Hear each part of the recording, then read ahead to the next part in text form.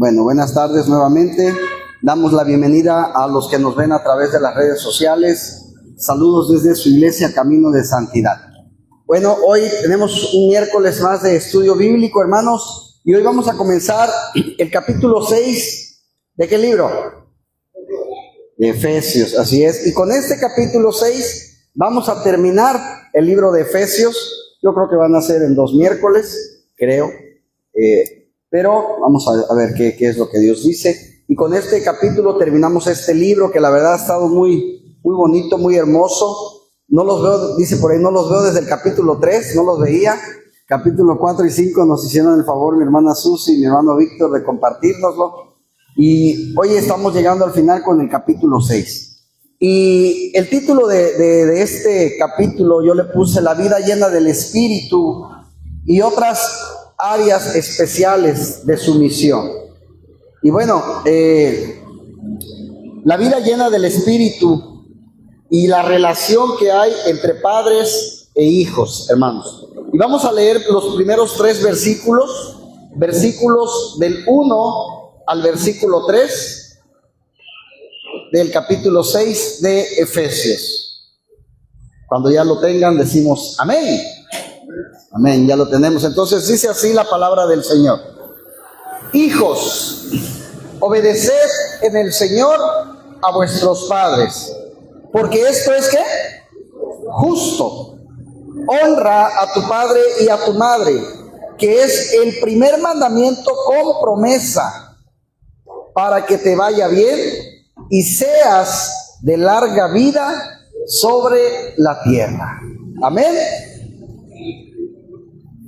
Siempre que oigo esta cita me acuerdo cuando yo era más pequeño, íbamos a la iglesia con mi mamá siempre me hacía.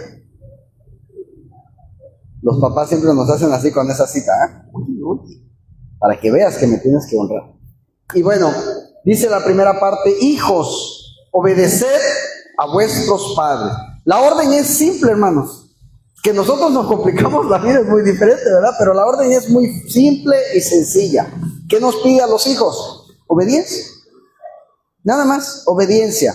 Los niños, los hijos, deben obedecer a sus padres.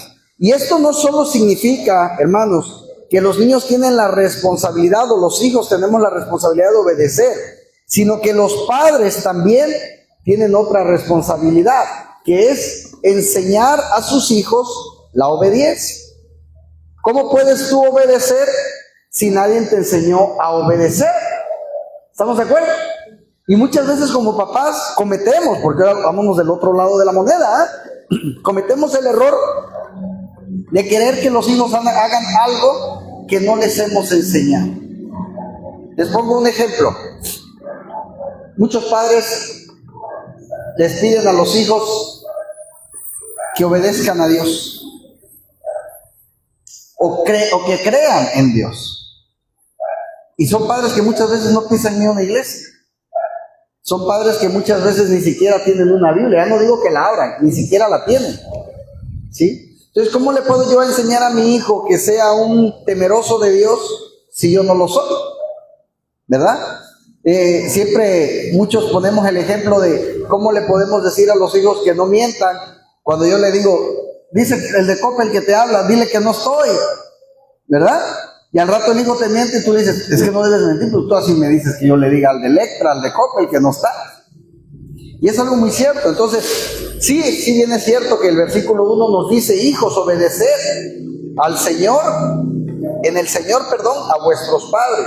Pero para que los hijos obedezcan, los padres tienen que enseñarle a obedecer a los hijos. ¿Sí? Y uno de los trabajos, para mí, más importantes de los padres es este.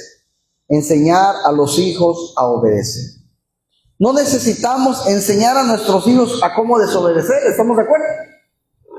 ¿Por qué? ¿Por qué creen que no necesitamos enseñar a desobedecer? ¿Saben por qué? Porque cada uno de ellos, así como nosotros cuando empezamos desde niños que nacimos, tenemos una inclinación al pecado de Adán. No se nos enseña a hacer lo malo. ¿Se dan cuenta?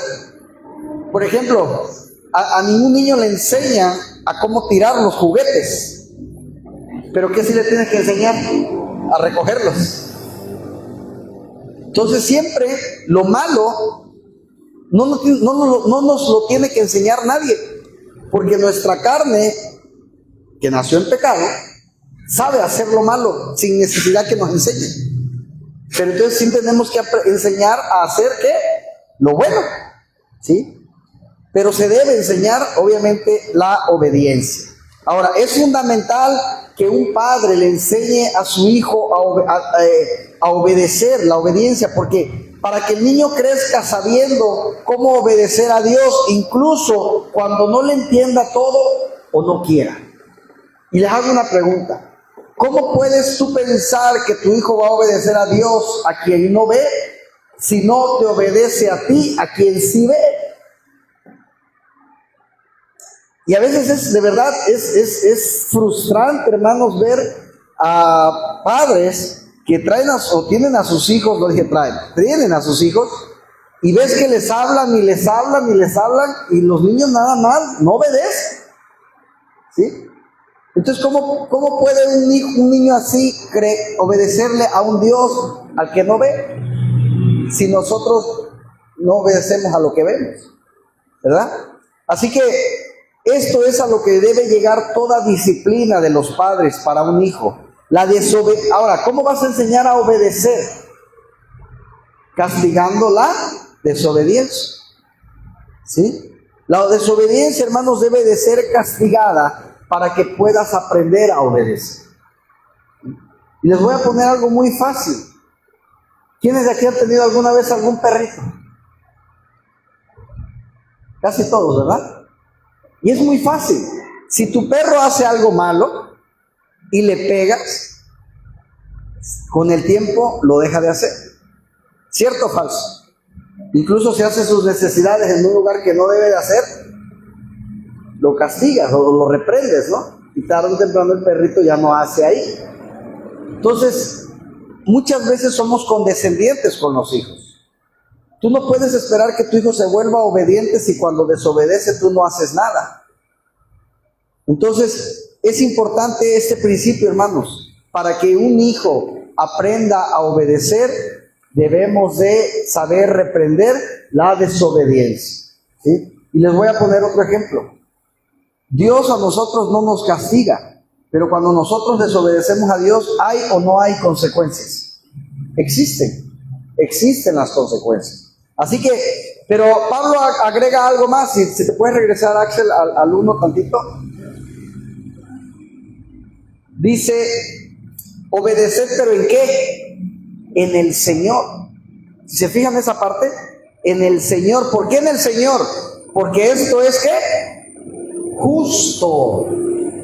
No en mí. No es solamente porque yo quiero o porque me encapricho. No, en el Señor. ¿Qué quiere decir? Que cuando nosotros pedimos algo en el Señor, nunca vamos a pedir a un hijo que haga algo malo, ¿sí? En el Señor, porque esto es justo. El apóstol Pablo nos da, mis hermanos, 2 razones para que un hijo obedezca al Padre. Primero, porque deben obedecer ¿qué? En el Señor, ¿sí? Y esto significa, hermanos, que su obediencia es parte de la obediencia cristiana, ¿sí? Es parte. De manera similar el mandato como la esposa, someterse al esposo, ¿sí? Es algo muy similar como al Señor. ¿Se acuerdan que dice mujeres casadas? Sométanse al esposo como al Señor. Y aquí dice que obedecer, hijos, obedecer en el Señor a vuestros padres, ¿sí? La segunda razón, mis hermanos, es simplemente porque dice al final, porque esto es ¿qué? Justo. ¿Qué quiere decir? Que es justo que un niño obedezca a sus padres. ¿Por qué ustedes creen que es justo? ¿Quién me puede decir? ¿Por qué es justo? Les voy a poner un ejemplo. Si Carlos hoy nos invitó 2 refrescos, y todos los miércoles a partir de hoy es así. El día que Carlos me diga un domingo, pastor, me invita una coca, y yo le diga no, les pregunta nada más, ¿es injusto o es justo? Es injusto. ¿Por qué? Porque Él siempre ha compartido y yo hoy no quiero compartir.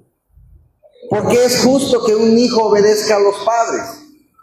Porque los padres les damos de comer, les damos alimento, les damos casa, les damos cama, les damos educación. Y si no tienes dinero, les das amor. Ahora, no me digan que no, un padre que vive en la calle le va a conseguir de comer a su hijo. Entonces, lo mínimo que esperas como padre, ¿qué es? Lo mínimo, que sea obediente. Entonces, por eso dice, es justo, ¿sí? Es justo que obedezcamos a nuestros padres. Así que lo que significa dar honra a tu padre y a tu madre puede cambiar a medida que llegamos a la edad adulta, ¿sí? De niño, ¿cómo te honra tu hijo? Cuando te dicen, por ejemplo, no sé, un ejemplo, sacó 10 en el kinder, hizo sus tareas, ¿cómo te sientes? Honrado, ¿no? De adulto ya no te ayuda que te saque una buena calificación. Ya de adulto, si es un hombre casado, ¿qué te va a dar honra? Que te digan, su hijo es un buen esposo, es un buen padre, ¿no? Ganó el mejor empleado en la empresa, no sé. Son cosas que te van a dar gusto, el nivel va subiendo. Entonces, a medida que vamos haciéndonos adultos, pero el principio siempre va a perdurar. Siempre honrar a tu padre y a tu madre. El hijo adulto no les debe obediencia a los padres, pero sí les debe honor a los padres, ¿sí?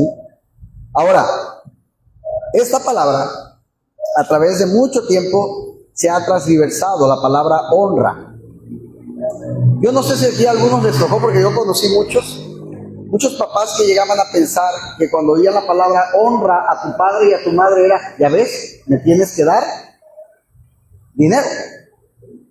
Y muchos llegaron estaban casados con esa idea, ¿sí? Ya ves, los hijos nos tienen que honrar, me tienes que dar dinero. Y la Biblia no habla para nada de dinero, ¿sí? Honra viene de honor, ¿sí? De cuando te pones casi como un pavo real, cuando te honra. ¿Qué te honra de un hijo? ¿Tú qué quieres? ¿Que te dé 1,000 pesos diarios y que digan, qué bueno que se los da a su hijo, pero es un mañoso de primera? ¿A poco eso te da honra? ¿No? Pero que te digan, doña Lupita, la felicito, su hijo es un excelente esposo. ¿A poco no? Bernardo, la mamá de tu nieta es una excelente madre. Son cosas que dicen como desde hace rato, ¿no? Como pavo real. Te da honra. Eso es bonito. Oiga, doña Leticia, qué educado está Axel. Qué niño tan educado. Son cosas, pero como te dicen, oye hermano Antonio, no hombre, sus niños no son bien traviesos, ¿no? Todo el tiradero dejaron ahí. ¿Qué dice? Que el hijo desobediente causa ¿qué? Vergüenza al padre, ¿sí? Entonces, no hay mejor manera de honrar a nuestros padres, hermanos, que siendo buenos cristianos, que siendo buenos hijos de Dios, porque eso va a hacer que el padre o la madre se sientan honrados. Amén. Ahora, cuando los lazos de la vida familiar se rompen, cuando el respeto por los padres falla, la comunidad se vuelve decadente, hermanos, y no vivirá mucho. De verdad, cuando no hay el respeto por los padres, estábamos viendo apenas ayer con mi esposa en internet, no en internet, en las noticias, creo que fue hoy en la mañana, un niño de 11 años que siendo la 1 de la mañana su papá lo castigó y le dijo, ya es la 1 de la mañana y tú sigues jugando PlayStation, ya estuvo, vete a dormir. Y como el niño no quería, le desconectó el PlayStation y lo guardó, y en la madrugada el niño encontró la pistola del papá y lo mató. Por castigarlo, por poner una regla. Ahora, yo les puedo asegurar que era de las primeras veces que ese padre ponía reglas, porque ese niño no está acostumbrado, o no estaba acostumbrado a las reglas. ¿Sí? Alguien que no sabe que le digan no. ¿Sí? Hoy muchos jóvenes cuando te piden permiso, piensan que esa fuerza un sí. Pero si yo te digo, me das permiso, es que yo voy por 2 respuestas. O sí, o no. Es como si yo digo, ¿me das refresco? Hay 2 respuestas, sí o no. No puedo que a fuerza digan que sí. Pero mucho de la culpa, hermanos, somos nosotros como padres. por la educación que estamos dando a los hijos. El primer mandamiento con promesa, continúa diciendo ahí. Pablo reforzó esta idea con una referencia de Deuteronomio donde dice que Dios prometió bendecir al hijo obediente. Dios prometió bendecir al hijo obediente. Hermanos, yo no sé si ustedes lo han visto, pero es ley de vida.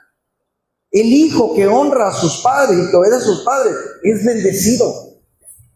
Créanme, es bendecido.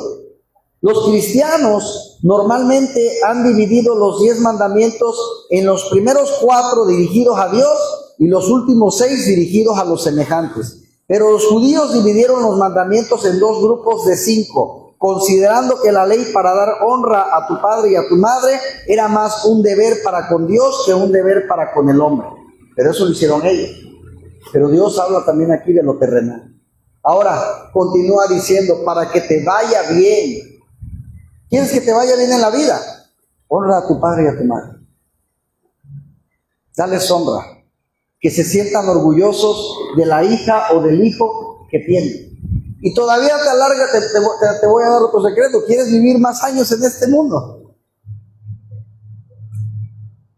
Ahí dice, y seas de larga vida sobre la tierra. Honra a tu padre y a tu madre.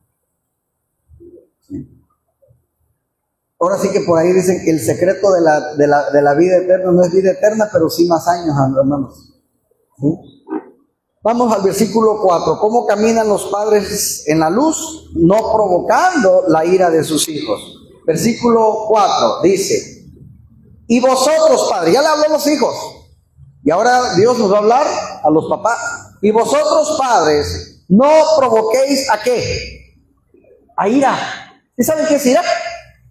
No lo hagas enojar, no lo irrites, pero no provoquéis a ira a vuestros hijos, sino criadlos con disciplina. ¿Y con qué más? Y amonestación del Señor. ¿Sí?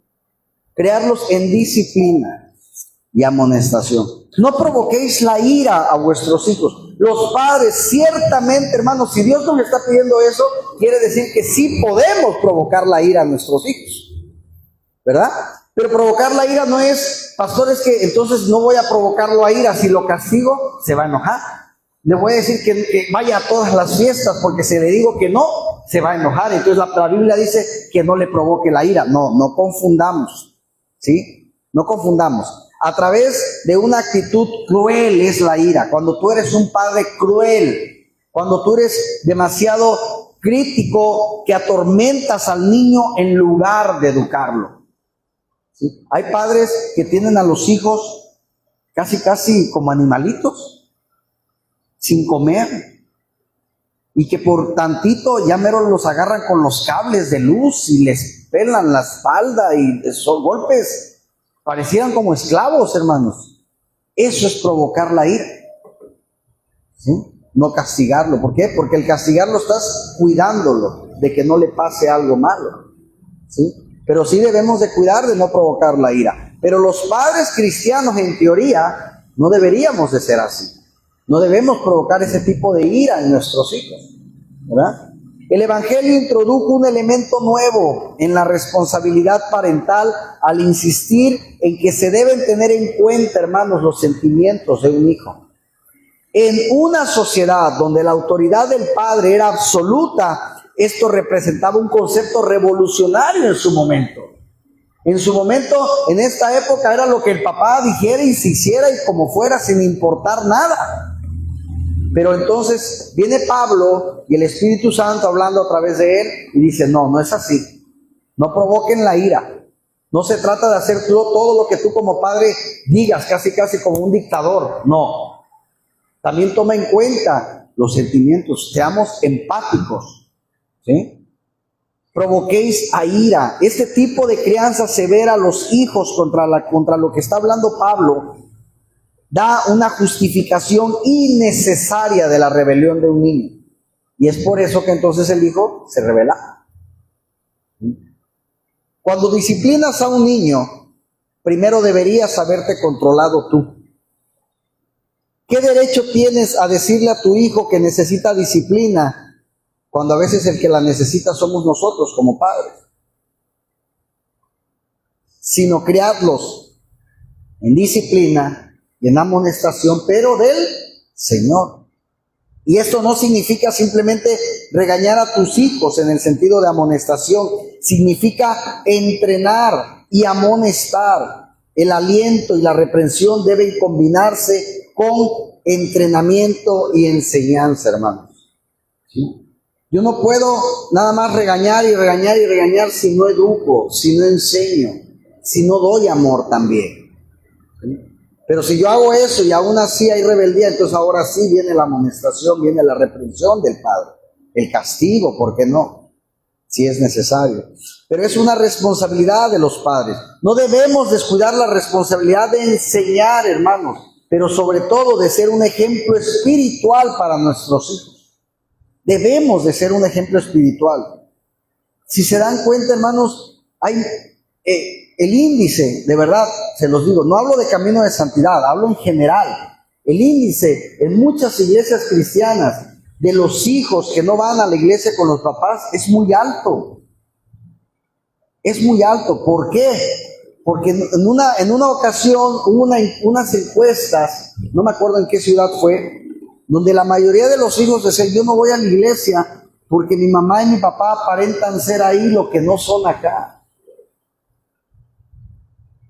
Y de verdad los hijos decían, para eso yo mejor no voy, porque ahí va pura gente hipócrita, pura gente falsa. Obviamente tomaban en cuenta el ejemplo de los papás para generalizar a todos, ¿verdad? Pero muchos hijos no asisten por eso, porque dicen, ¿cómo allá te la pasas alzando las manos y hablan del amor, y hablan del perdón, y hablan de no mentir, y hablan de muchas cosas bonitas que yo acá no las veo? Acá eres todo lo contrario. Hermanos, necesitamos ser ejemplo espiritual para los hijos. Necesitamos serlo, para que ellos puedan decir, yo quiero ser como mi mamá, yo quiero ser hombre de fe como mi padre. ¿Sí? No es una responsabilidad que deba dejarse solamente en manos de las mamás, ojo papás, porque a veces como papás también cometemos ese error. Tú encárgate de enseñarles de Dios a los niños. No, es responsabilidad de los dos, ¿sí? Y ojo, para los padres cristianos que nos ven, aquí todavía no hay, espero algún día haya, no es responsabilidad de la escuelita bíblica de los domingos, porque donde hay escuelas bíblicas los domingos, piensan que es obligación de las maestras de la iglesia enseñarles de Dios a los niños. No, no es obligación de las maestras de la iglesia, es obligación de los padres, ¿sí? Disciplina es la misma palabra traducida como disciplina, pero en hebreos, que lleva la idea de entrenar a través de una disciplina correctiva, ¿sí? Amonestación lleva más la idea de enseñar. Ambas son necesarias, aunque puede ser significativo que la disciplina sea primero. Y es significativo que la disciplina como la amonestación se utilizan para describir el propósito de las Escrituras. ¿Qué es lo que hacen las Escrituras con nosotros? Nos disciplina y nos amonesta. ¿Cierto o falso? ¿Verdad? Así que los padres deben criar a los hijos en la palabra de Dios, mis hermanos. No como nosotros pensemos, no como nos educaron a nosotros, porque a veces ahí va el error. Es que yo te voy a educar como me educaron a mí, y si tus padres te educaron mal, vamos pasando lo mismo. No, tenemos que limpiar este chip, como dicen por ahí, formatearlo y emprender lo que dice la palabra de Dios en base a la enseñanza a nuestros hijos, ¿sí? Antes, como papás, a los hombres, existía el machismo. Cuando un papá le decía a su hijo, hijo, te amo mucho, te quiero dar un beso. No, primero que nada eso no lo hace un hombre. Segundo, somos hombres los dos. Veo si era hijo o hombre, ¿verdad? Hoy, ¿qué nos dice la Biblia? Ama, expresa el amor a tus hijos, ¿sí? Así que tenemos que cambiar, hermanos, la forma de ver la paternidad y la maternidad. Así que criadlos, sino creadlos. Y esta palabra griega antigua se usó primero para la nutrición corporal, pero la palabra llegó a usarse para nutrir el cuerpo, la mente y el alma. La forma aquí sugiere desarrollo por cuidados y dolores, o como lo tradujo Calvino, que sean apreciados con cariño. Eso es criarlos en amor, hermanos. Criarlos en disciplina, con amor del Señor. ¿Cómo nos disciplina? ¿Cómo nos ha disciplinado el Señor a nosotros? ¿Y qué pasa cuando le desobedecemos? O cuando nos vamos por el camino que no es, pagamos las consecuencias, ¿no? Así que es importante aprender esto, hermanos, sobre todo los que tenemos hijos. Y créanme algo, también es cierto, nunca es tarde, porque muchos dirán, pues sí, pastor, eso es para los que tienen hijos pequeños. No importa la edad que tenga tu hijo. Y pregúntenle a las mamás, a los 48 años todavía los ven como de 8, de 9 años. ¿No? Los padres somos un poco más realistas a la edad, pero las mamás siempre vamos a ser bebés para ellas. Así que versículos 5 y 8, del 5 al 8, ¿cómo caminan en la luz los empleados? Bueno, trabajando como siervos de Jesús. Versículos del 5 al 8 dice, siervos, obedeced a vuestros amos terrenales con temor y temblor, con sencillez de vuestro corazón como a Cristo, no sirviendo al ojo como los que quieren agradar a los hombres, sino como siervos de Cristo, de corazón, haciendo la voluntad de Dios, sirviendo de buena voluntad como al Señor y no a los hombres, sabiendo que el bien que cada uno hiciere, ese recibirá del Señor, sea siervo o sea libre. Fíjense bien, siervos, obedeced como a quién, como a Cristo. Y a lo mejor en esta época pues había esclavos. Hoy ya no hay esclavos, hoy somos esclavos pero de un salario, los que trabajamos en alguna empresa, ¿verdad? Pero también aplicaría, ¿cómo le tenemos que obedecer a nuestros jefes, los que trabajamos para alguna empresa? Como al Señor. No importa si el jefe es justo o injusto, es tu jefe, y por algo en la empresa tiene un escalón arriba de ti. Hay que obedecerle. Y si no lo obedeces, ¿qué va a pasar? Te van a correr. Así que cambia nuestra perspectiva como trabajadores, hermanos. Y también nos recuerda que nuestro trabajo puede y debe hacerse como si estuviéramos trabajando para Jesús. Dice la palabra, hacer todo como para Él, Señor, todo. Todo. Él no dice, hacer las cosas que hagas en la iglesia como para Dios. Dice, no, hacer todo lo que hagas como para Dios. ¿Por qué tienes que ser excelente en tu trabajo? Porque lo estoy haciendo para Dios. ¿Por qué tienes que ser excelente en tu negocio? Porque lo estás haciendo para Dios. ¿Por qué tienes que ser excelente en tu escuela? Porque lo estás haciendo para Dios. ¿Por qué tengo que ser un excelente padre, esposo, madre, esposa? Porque lo estoy haciendo como para Dios. Dice hacer todo como para Dios. Así que las palabras como a Cristo cambian, hermanos, nuestra perspectiva, ¿sí? Nos recuerda que nuestro trabajo es y debe hacerse como si estuviéramos trabajando para Jesús, porque lo estamos haciendo al final de cuentas, lo estamos haciendo. Ahora, el Evangelio encontró esclavitud en el mundo y en muchas religiones, particularmente en la romana y la griega. Era una muy mala forma de esclavitud. El Evangelio comenzó de inmediato a socavarlo con sus poderosos principios sobre la igualdad de todas las almas en el misterio y la dignidad de la humanidad, y de la obra equitativa de amor redentor que el Maestro Supremo realizó por todas las almas. Pero su plan era no apalear, sino socavar. Así que mientras el Evangelio en un aspecto dejó la esclavitud en paz, en otro lo ordenó. ¿Por qué? No sirviendo al ojo. No debemos trabajar sirviendo al ojo, hermanos. Trabajar solo cuando el jefe nos está mirando. Portarnos bien si el pastor nos ve. Portarme bien en la casa si mi esposo me ve. Portarme bien si mis papás me ven. Y cuando nadie nos ve, ¿cómo nos portamos? Por eso dice, no sirviendo al ojo. O como para agradar a los hombres. Aquellos que solo se preocupan por complacer al hombre, mis hermanos. sino con buena voluntad. ¿Qué quiere decir buena voluntad? Es una buena actitud, no quejándote, como al Señor y no a los hombres. ¿Tú vives para agradar a Dios o para agradar a los hombres? Es algo que deberíamos de reflexionar. Porque muchas muchachitas en internet, en las redes sociales, se toman muchas selfies en posiciones medias especiales?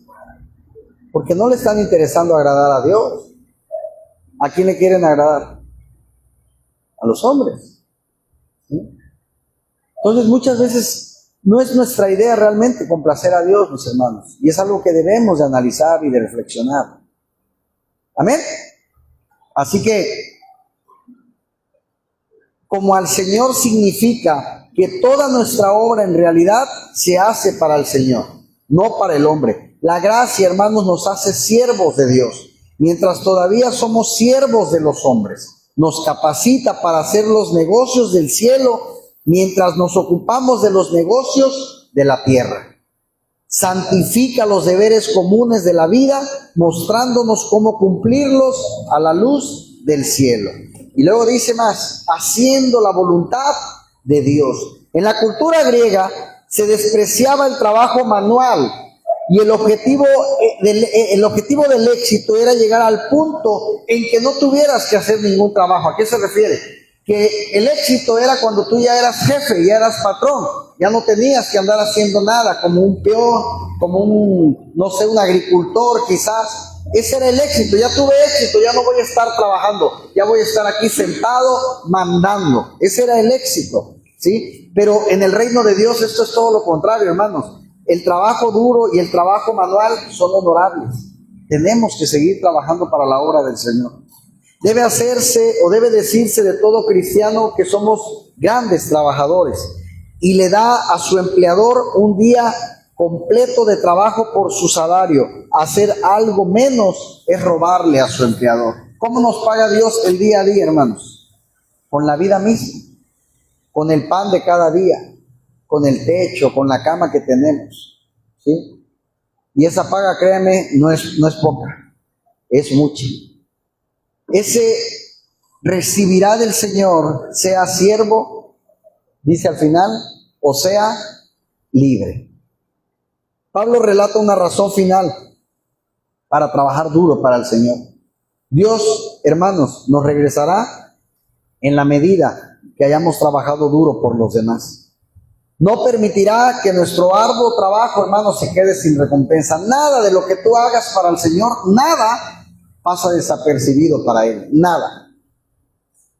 Y esto se conecta a un principio interesante. Cuando las personas nacen de nuevo, es decir, que reciben a Cristo, su vida cambia y se vuelven trabajadores más duros y menos derrochadores, y por lo tanto son bendecidos y prosperados. Pero después de ser prósperos, a menudo permitimos, muchos cristianos, que nuestro corazón se aleje de Dios. Como que pasa la etapa de enamoramiento de Dios. Como cuando andamos con la novia y todo nos parece hermoso y la vemos hermosa hasta cuando se levanta y queremos verla todos los días, ir al cine, ir a cenar y ya te casas y un año y como que después del año empieza a bajar el enamoramiento, ya, ¿no? Ya pasó la emoción. Y luego, así nos pasa con Dios, Así nos pasa con Dios. Muchos cristianos llegan al cristianismo y se enamoran de Dios. Y pastor, ¿qué vamos a hacer? Vamos a ir a evangelizar. Yo estoy ahí, pastor. Vamos a ir a donar estos. Ahí vamos a ir a dar despensas. Yo voy, pastor. Y pastor, yo quiero servir aquí. Yo quiero servir allá. Y están enamorados. Y después ya vienen, pero ya no quieren servir. Sí vienen y sí se congregan. Están en la iglesia. Y ya después algunos se empiezan a alejar, vienen un domingo sí, 3 domingos no, ya después de un mes ya no los ves, y ahí va, y se enfrió. No digo que todos, pero pasa muchos, ¿sí? Así que a muchos nos pasa así con Dios, nos alejamos de Dios, y ya que nos volvemos a alejar de Dios, nos pasa algo malo, y ahí vamos de regreso, ya sabemos, por lo menos ya sabemos el camino. Ahí voy de regreso, ya sé a dónde tengo que ir.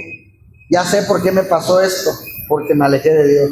Y ahí vamos otra vez, nos disciplina en tiempos difíciles y luego nos arrepentimos y luego el ciclo comienza, pareciera, ¿eh? Me alejo de Dios, problemas, regreso a Dios, un poquito menos, se soluciona, se arregló, soy feliz, me vuelvo a ir de Dios, problemas, y así está. Pareciera un círculo vicioso cuando quédate aquí ya, no te muevas. Hermanos, si los que estamos fijos tenemos problemas, ¿cierto o falso? Los que estamos fijos, ahora imagínate alejarnos, sale peor la cosa. Te lo digo por experiencia. Yo me enamoré de Dios, hermanos, muy jovencito. Me enamoré mucho de Dios. Y empecé así, cuando yo les platico algo, no crean que me lo invento, lo digo porque yo lo viví. Y serví en la alabanza y andaba para allá y para acá. Y un día me alejé. Yo no era cristiano, era cristino, como dicen por ahí algunos. Y regresé al mundo y volví a los vicios. Y vinieron muchas cosas a mi vida de las cuales no me siento orgulloso. Hasta que, como las mamás, Dios me jaló la oreja así, casi me la arranca. Y regresamos. Y créanme que ahora que regresamos, no es mi idea volverme a alejar porque ya sé lo que pasa. Yo espero que no lo tengas que vivir, pero desgraciadamente algunos lo tienen que vivir. ¿Por qué digo desgraciadamente? Porque algunos piensan que va a ser fácil y no. Ya la vida después de Cristo ya no es fácil, hermanos. Créeme, estás bien aquí, te lo digo por experiencia. Así que se vuelve este círculo vicioso y este no es un ciclo necesario, pero sí es un ciclo común. Así que yo espero que los recién convertidos no lleguen a pasar nunca por esta situación. ¿Cómo caminan en la luz los empleadores? Los que dan el trabajo, ¿cómo caminan bien? Tratando bien a sus empleados. Versículo 9. Y nosotros, amos, le está hablando a los empleados, a los empleadores, ¿no? Haced con ellos lo mismo, dejando las amenazas, sabiendo que el Señor de ellos y el vuestro está en los cielos, y que para Él no hay acepción de personas. Esa le convendría escucharla a todos los patrones, ¿verdad? Que tienen negocio, que son jefes y que son temerosos de Dios, obviamente, porque dice el mismo Señor de ellos y vuestro, o sea, ahí están los dos. Y vuestros amos, haced con ellos lo mismo. Si a ti, empleado, te están diciendo que hagas las cosas como para Dios todo, pues también al patrón le dice, haz las cosas como para Dios. ¿Qué quiere decir? No trates mal a tus empleados. No los subajes. Hermanos, también, no sé si les ha pasado, pero me ha tocado conocer empresarios cristianos, y créanme que a veces da tristeza, cómo tratan a sus empleados. Y lo peor, luego los quieren evangelizar. No, pues el empleado le dice, no, quédate con tu iglesia, para ser como tú, así estoy bien. También ahí damos testimonio, hermanos. También ahí damos testimonio. Así que se les dice a los amos que hagan con ellos lo mismo. Así como los siervos deben de trabajar duro y honesto para sus amos, los amos deben de hacer lo mismo que trabajan para ellos. A ver, ¿al patrón le gusta que el empleado le robe dinero? No, ¿verdad? Entonces el patrón, bien que le dice, quédate más tiempo por el mismo sueldo, también le está robando tiempo. También a él le duele, ¿verdad? Así que el Evangelio, hermanos, deja su mensaje de obligación absolutamente equitativo en Jesucristo sobre el esclavo y sobre el dueño de esclavos. El principio hará su trabajo. Y dice, dejando las amenazas. Los empleadores también deben renunciar a las amenazas y otras formas de trato severo, hermanos. Hacen esto sabiendo que son empleados de su maestro en el cielo, y él juzga sin tener en cuenta la riqueza o la posición de cada quien. Luchar en contra de las tinieblas, versículo 10, es el llamado a estar firmes contra el diablo, hermanos. Dice el versículo 10, por lo demás, hermanos míos, fortaleceos en el Señor y en el poder de su fuerza. Por lo demás, esto viene al final de la carta, una carta en la que Pablo ha establecido cuidadosamente nuestro lugar en Jesús y luego los fundamentos del caminar cristiano. Esta es su última sección que trata sobre ese paseo. Para Pablo escribir por lo demás, aquí, significa que habla a la luz de todo lo que ha dicho anteriormente. ¿Qué es lo que ha dicho anteriormente? A la luz de todo lo que Dios ha hecho por ti. ¿Sí? A la luz de la gloriosa posición que tienes como hijo de Dios, a la luz de su gran plan de las edades del que Dios te ha hecho parte, a la luz del plan para la madurez y el crecimiento cristiano que Él te da, a la luz de la conducta que Dios llama a cada creyente a vivir, a la luz de la llenura del Espíritu Santo y nuestro andar en el Espíritu. A la luz de todo esto hay una batalla que librar todos los días en la vida cristiana, hermanos. Todos los días. Y dice, fortaleceos en el Señor y en el poder de su fuerza. Literalmente Pablo escribió, fortaleceos a sí mismos en el Señor. Probablemente lo tomó a lo mejor de Primera de Samuel, donde dice que David se fortaleció en Jehová, en Dios. ¿Sí? La enseñanza detallada de la guerra espiritual en este pasaje, hermanos, presenta dos componentes esenciales. Primero, fortaleceos en el Señor y en el poder de su fuerza. Y luego, vestíos, va a decir ahorita más adelante, de toda la armadura de Dios. Los dos son esenciales. Y muchas enseñanzas sobre la lucha cristiana descuidan el primero. Si tomas a un hombre débil, que apenas puede mantenerse de pie, ¿sí? Imagínense un hombre así, bien flaquito, sin ejercitarse en el gimnasio. Y le pones la mejor armadura del mejor guerrero, así toda esa de acero, de metal. Ya me imagino yo, cómo se va a ver el pobre. No va a aguantar ni la espada siquiera. ¿Verdad? Seguirá siendo un soldado ineficaz, por muy buena armadura que tenga, Imagínense, nada más para levantar la espada no va a poder, no tiene ni fuerza el pobre. Va a ser derrotado fácilmente. Por lo tanto, hermanos, el equipamiento para el combate cristiano debe comenzar con el principio de fortaleceos en el Señor y en el poder de su fuerza. ¿Sí? Antes que a un soldado se le dé un arma o se le muestre cómo disparar un misil, por ejemplo, primero, ¿qué le van a hacer? Un entrenamiento. Primero, ¿sí? Un gran propósito del entrenamiento es desarrollar primero su fuerza física. ¿Sí? ¿A poco cuando llegan al ejército luego le dicen, a ver, empieza a cargarte el misil? No, primero van a trabajar físico y corren y van a la montaña y escalan y gimnasio y pesas, ¿no? Para que después puedan estar fuertes para cargar todo ese tipo de armaduras, de armamento. Así que es como si el ejército dijera, soldado, te vamos a dar las mejores armas y armaduras posibles, pero primero tenemos que asegurarnos de que seas fuerte y de que puedas usar lo que te vamos a dar. ¿Qué es lo que primero quiere Dios? Que primero nos fortalezcamos. Tú no puedes cargar la armadura si no eres fuerte en el Señor. ¿Sí? Y luego dice, termina ahí diciendo, y en el poder de su fuerza.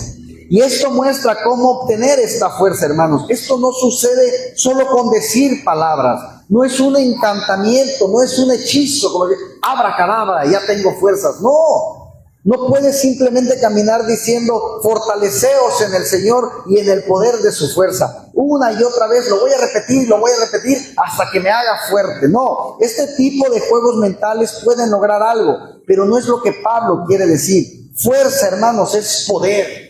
Es fuerza real, esa fuerza que tú puedes agarrar y levantar algo que pesa, ¿sí? Esa es fuerza. Los grandes músculos de un hombre musculoso, ¿qué muestran?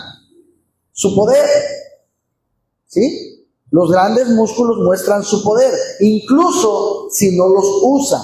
Esa es la reserva de la fuerza. Poder es el ejercicio del poder, valga la redundancia. Cuando un hombre musculoso usa su fuerza para doblar, por ejemplo, un fierro, ¿qué está usando? ¿Usa el músculo o está usando el poder, la fuerza? Está usando la fuerza.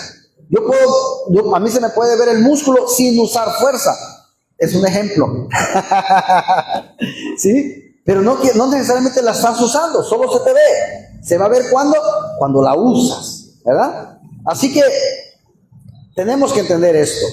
Tenemos que saber usar el poder, y esto significa que la reserva de fuerza está realmente en funcionamiento.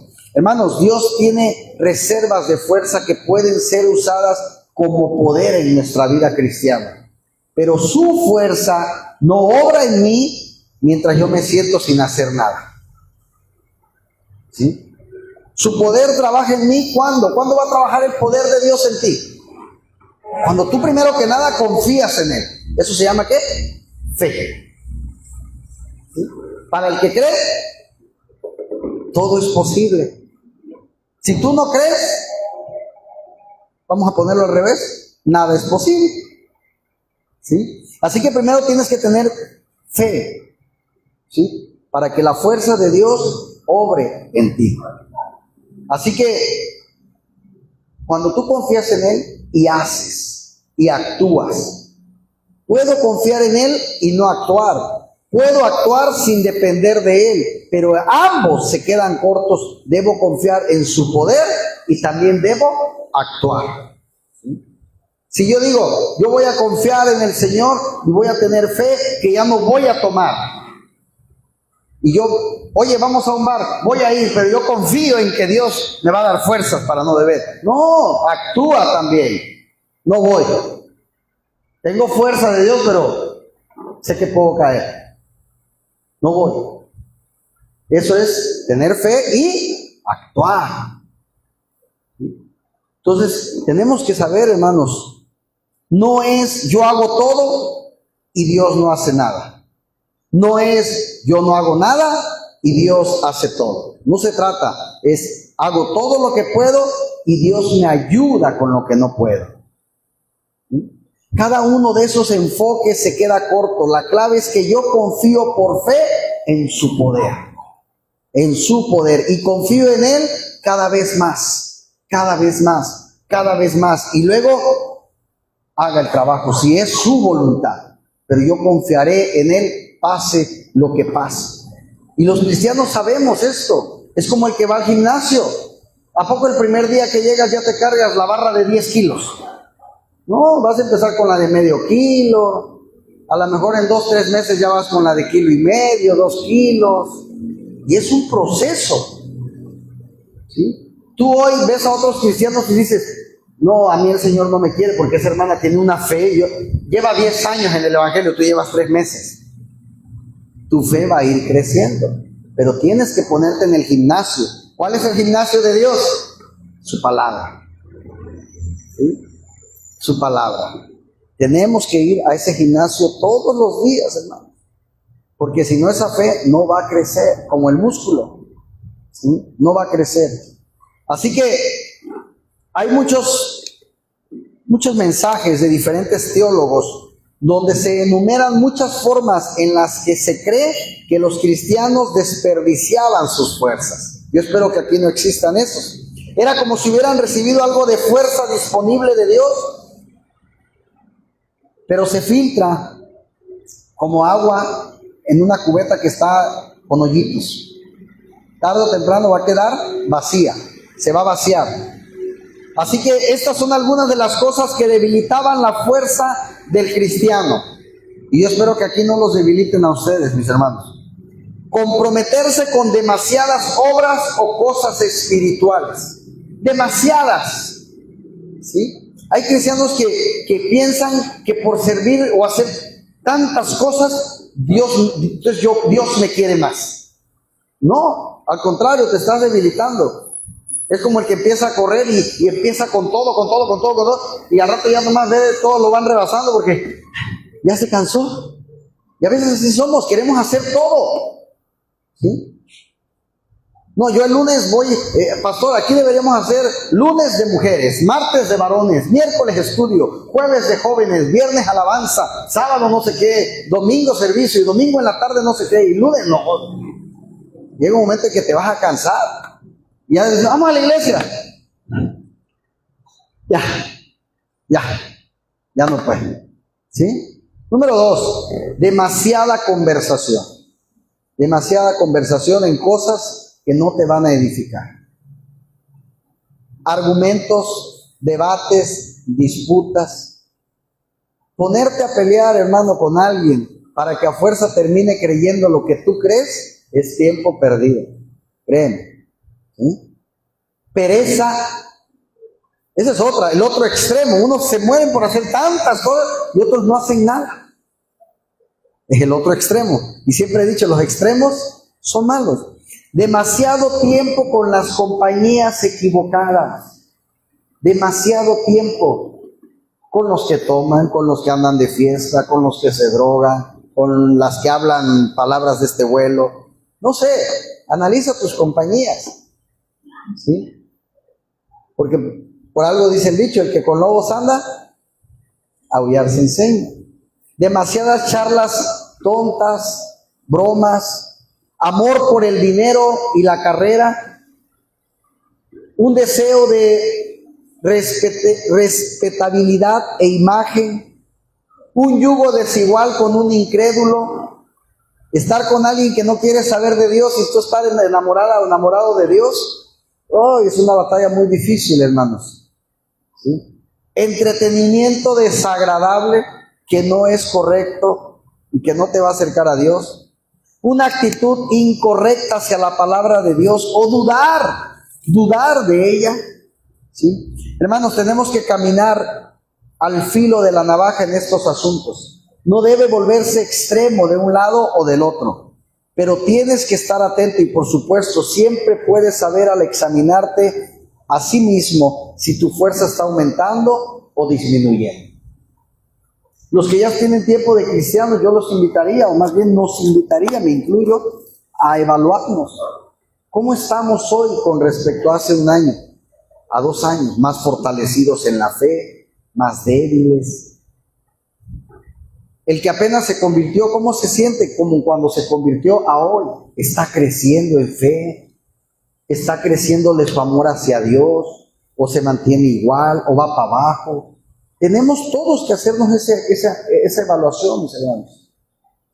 Es como cuando en una pareja decimos como que últimamente siento que nos está faltando algo y la pareja se quiere, ¿qué hace? Empieza a trabajar, pues hay que volver a recobrar la llama del amor, dicen por ahí, ¿verdad? Algo tenemos que hacer porque esto se está enfriando. Es lo mismo en las cosas de Dios. Tenemos que evaluarnos y ver si estamos para arriba o vamos para abajo. El mandato de toda la armadura de Dios, versículo 11. Vestidos de toda la armadura de Dios, ¿para qué? Para que podáis estar firmes contra las acechanzas de ¿quién? Díganos sin miedo. Eso, ¿qué no son hijos del rey? El diablo, a ese que le ganamos. El diablo. Para estar firmes contra las acechanzas del diablo, hermanos. Y firmes no significa medio movernos, caernos, ¿no? Firmes. Atácame, mira. Mayor es el que está en mí.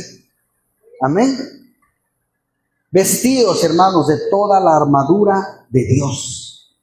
La armadura de Dios se explicará con más detalle en el siguiente pasaje, pero aquí el énfasis está en eso. Toda la armadura de Dios. Tú no te puedes poner media armadura de Dios. Media. Es decir, me voy a poner el casco y lo de acá arriba y acá abajo voy a salir en boxer. No se rían. Imagínense, por muy bien que vaya cubierto de acá arriba, pues nomás me van a pasar la espada por abajo y me van a cortar. O al revés, ¿verdad? Acá abajo bien con mis zapatos de herradura y todo eso. Y acá no me pongo el casco. Pues al primer golpe en la cabeza y quedo. Dice, ¿vestidos con qué? Con toda la armadura de Dios, ¿sí? Así que Dios, hermanos, le da al creyente un equipo completo y nos envía a la batalla con todo lo que necesitamos, pero Dios no te dice, bueno, necesitas esto, pero yo no te lo voy a dar. No, Dios dice, aquí está disponible. Tú póntelo. Es como si yo te digo, aquí está la camisa, el pantalón y los zapatos. Si tú sales descalzo es tu bronca porque los zapatos ahí estaban. Si tú sales sin camisa es porque tú quisiste, porque la camisa ahí estaba. Así Dios te dice, la armadura que está, póntela toda. ¿Sí? Esta palabra griega antigua para armadura se usa solo en otro lugar del Nuevo Testamento, que es Lucas 11. Jesús habla de un hombre fuerte que está totalmente armado, pero que es despojado de toda su armadura cuando llega uno más fuerte y lo derrota. Sabemos que Jesús desarmó todos los principados y potestades, lo dice Colosenses. Y esta armadura, hermanos, es de Dios, tanto en el sentido de que proviene de Él, como en el sentido de que es su armadura real. En el Antiguo Testamento es el Señor el quien usa la armadura en Isaías, y ahora comparte esa armadura ¿con quién? Con nosotros. Equipaos con la armadura de Dios. No es de extrañar que seamos más que vencedores, hermanos, por medio de aquel que nos dio la victoria. Para que podáis estar firmes, dice, contra las acechanzas del diablo. Expresamos la fuerza que tenemos en Dios, mis hermanos, al estar firmes. ¿Quieres ver qué tanto alguien puede tener su confianza en Dios? Analiza qué tan firme está. Se tambalea. Tenemos que estar firmes. Cuando llegan las batallas, te quiebras muy fácil, te caes muy fácil, no estás firme. Y eso, ¿saben cuándo nos pasa, hermanos? Cuando estamos con medio pie aquí y medio pie allá. Los planes de Satanás contra nosotros se reducen a nada cuando tú y yo creemos completamente en Dios y confiamos en su poder. El hecho, mis hermanos, es que esto es una guerra espiritual. Versículo 12. ¿Por qué? Porque no tenemos lucha contra sangre y carne, sino ¿contra quién? Contra principados, contra potestades, contra los gobernadores de las tinieblas de este siglo, contra huestes espirituales de maldad en las regiones celestes. Fíjense bien, porque no tenemos lucha contra carne, contra sangre y carne, sino contra principados y contra potestades. Pablo no llamó al creyente a entrar en guerra espiritual, hermanos, simplemente lo anunció como un hecho. Esto es un hecho, ¿sí? Simplemente lo anunció así. No tenemos lucha contra sangre y carne, sino contra principados, hermanos. Y esta es una batalla espiritual. Si tú estás ignorando este hecho, estás perdiendo la batalla. Si tú no crees en eso, hermanos, porque no tenemos lucha contra sangre y carne. El hecho de que nuestra verdadera batalla no es contra sangre y carne, a muchos se nos olvida. A muchos se nos olvida. Te peleas con la vecina, con el vecino, con el hermano, con el familiar, con el compañero, con el hermano. ¿Con cuánta gente no peleamos todos los días? Algunos, otros cada mes. Pero es el enemigo queriéndote robar tu paz. Es más, el día que tú digas, Señor, yo te prometo que a partir de hoy no me voy a enojar, el primero que saliendo de la puerta te va a hacer enojar a alguien. Porque el diablo va a decir, ahorita vamos a ver si es cierto. Pero tu lucha no es contra esa persona. Tu lucha no es contra tu esposa, contra tu esposo, contra tu novia, tu novio. No es tu lucha. Es el diablo el que usa a esas personas. Es más, el diablo sabe a quién va a usar. Sabe a quién va a usar, porque el diablo también conoce nuestros puntos débiles, hermano. ¿Y sabes a quién va a usar? A tu gente más cercana. Si tú ahorita sales y el de la purificadora de agua te dice algo feo, pero aunque no te lo diga la persona que más quieres, porque te va a doler. Ahora entiendes por qué el diablo sabe a quién usar. Porque él sabe dónde te va a doler. Porque él sabe con quién te va a lastimar. No con cualquiera. Él sabe qué te duele. Él sabe cuál es tu punto débil. El adicto a la pornografía no le va a poner un cartón de cervezas, porque va a decir, no, no me gusta. Lo va a dejar solo a lo mejor un día, con su teléfono, con el internet a todo lo que da, para poder abrir cualquier página. Ahí es donde va a tener la batalla. El alcohólico lo puedes dejar con una computadora, una tablet, un internet y no va a abrir ninguna página. Pero si abre el refri y hay un Six que dejó ahí la prima, y si está bien frío, estoy viendo la cara, a ver quién se saborea de aquí, Vi por ahí unos que dijeron, él sí va a luchar contra eso. Entonces, el enemigo, hermano, sabe cuál es nuestro punto débil, sabe con qué te puede atacar. Así que, hermano, tu lucha no es contra sangre y sangre y carne se refiere a cualquier humano que tú veas aquí, sino contra principados de maldad, contra demonios. Ellos son los que están peleando contra ti, hermano. Y te tengo una mala noticia, sobre todo a los recién convertidos. Entre más busques de Dios, más te va a atacar el diablo. Más. Eso de que, y lo digo para los que nos están viendo en Facebook, de que ven y conoce a Cristo y tus batallas terminarán. Perdóname, pero te vieron la cara y te engañaron. Entrega a Cristo hoy tu vida y tus problemas se acaban. Mentira. Entrega hoy tu vida a Cristo y tus problemas van a empezar. Porque el diablo se va a enojar y feo. Así me quitaron uno de los míos.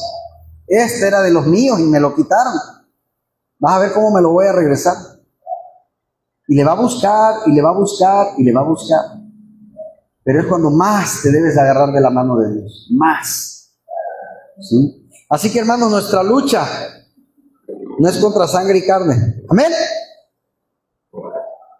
Así que la idea de aquí de Pablo es muy parecida a 2 de Corintios cuando dijo, pues aunque andamos en la carne, no militamos según la carne, porque las armas de nuestra milicia no son carnales, sino poderosas en Dios para la destrucción de fortalezas. La lucha contra carne y la sangre, hermanos, no es para nosotros. Deja ya de pelearte con cualquier persona que te atraviese.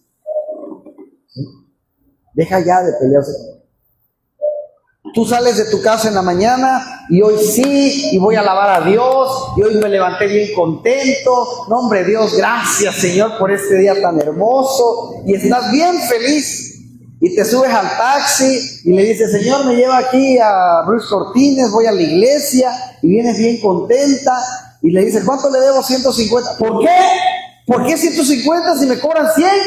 No es que ya subió, y empiezas a pelearte, y entonces ya entras aquí. Buenas tardes, pastor. Buenos días. Ya vienes enojada, tan contenta que venías de tu casa. Venías a alabar a Dios. ¿A quién usó el diablo? Al taxista. ¿Se dan cuenta? Y así cualquier cosa. Vienes contento y pasas a un lado de Bernardo y Bernardo no te saludó. No, aquí les falta amor. A todos les falta amor. Yo venía bien contenta, dice que el hermano ni me saludó. Ya vienes, ya te enojaste, todavía ni te habías sentado, ya te empezaste a enojar. Y así le va a buscar el diablo siempre, hermano, siempre, para hacernos y quitarnos el gozo de vivir en Cristo. Así que tenemos que estar pilas, pilas y guerrear bien esa batalla. Los planes de Satanás, mis hermanos, contra nosotros se reducen a nada cuando nos enfrentamos a ellos en el poder de Dios. Amén. Así que principados, contra potestades, contra los gobernadores de las tinieblas de este siglo, ojo, de este siglo, contra huestes espirituales de maldad en las regiones celestes. Pablo usó, si se fijan, una variedad de términos para referirse a nuestros enemigos espirituales. No solamente Satanás. Satanás es el jefe. Pero hay soldadillos por ahí que también andan ahí buscando, ¿sí? Así que deberíamos, hermanos, considerarnos como pertenecientes a muchos niveles diferentes y de muchos rangos diferentes ¿sí? Considerarlos, perdón, no considerarnos, considerarlos. Sin embargo, todos tienen un objetivo. ¿Y cuál es? Derribar al cristiano cuando más se siente firme.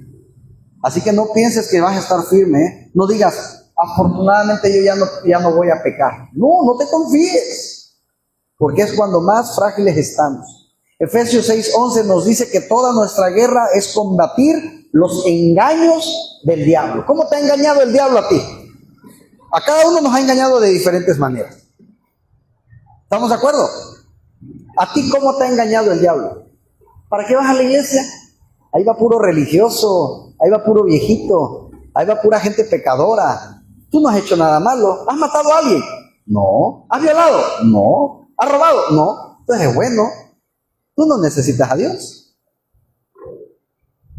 ¿Cómo te ha engañado el diablo?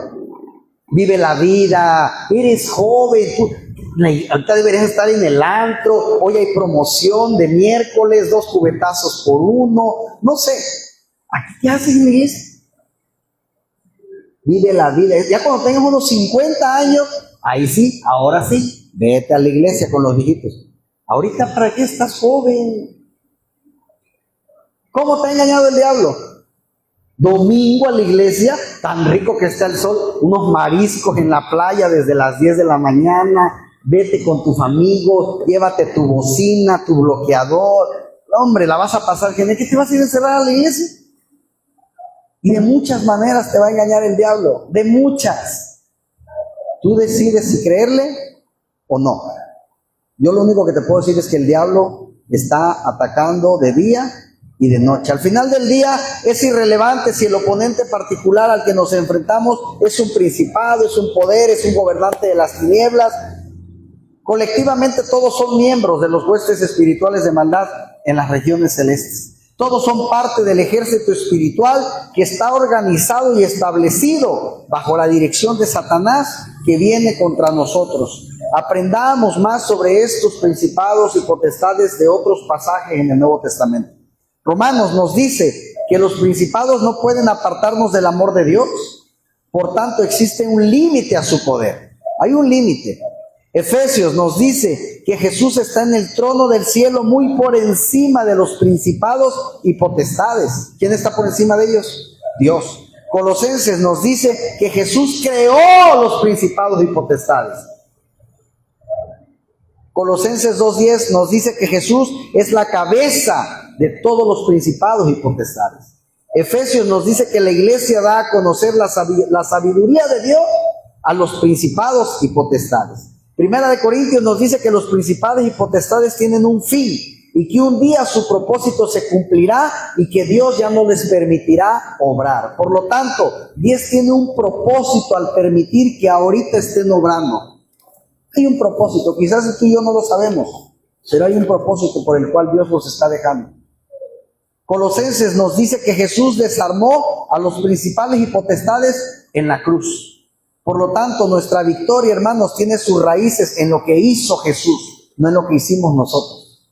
Y eso nos debe de dar tranquilidad, porque si por nosotros fuera, pobre de nosotros. No es que no haya nada de nuestra parte, sino que nuestro hacer es la apropiación y aplicación de lo que hizo Jesús. Gloria a Cristo Rey por lo que hizo en la cruz, hermanos, porque Él nos ha librado y Él está cuidando y protegiéndonos. Pero ojo, no bajemos la guardia, no bajemos la guardia.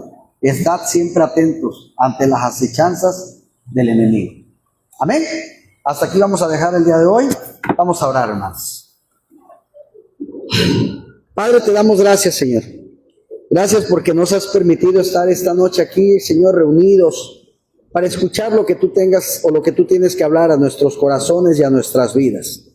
Gracias, Padre, por esta enseñanza que hoy nos has dado. Síguenos guiando, Señor, en el temor y en el valor de tu palabra, Señor. Gracias, Padre, por cada persona que hoy ha estado aquí. Bendice sus vidas. Tú conoces las necesidades de cada uno de ellos, Señor. Las ponemos en tus manos. Bendice a nuestros hermanos que por diferentes motivos no pudieron estar hoy aquí, Señor. Cuídales y protégeles. Bendito sea, Señor, en el nombre de Cristo Jesús. Amén y amén.